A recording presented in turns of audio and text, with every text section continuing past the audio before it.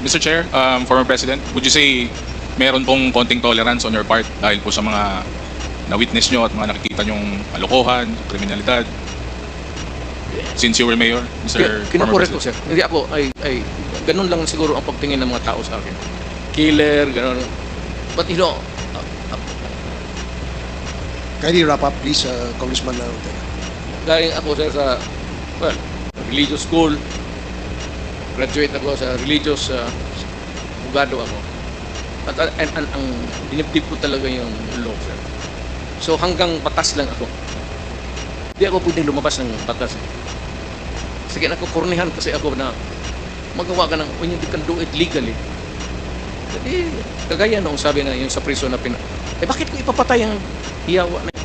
Nandiyan na yung kulong. Mas better para sa akin, sir, to suffer in sa utak ko talaga. Mas mabuti pang makulong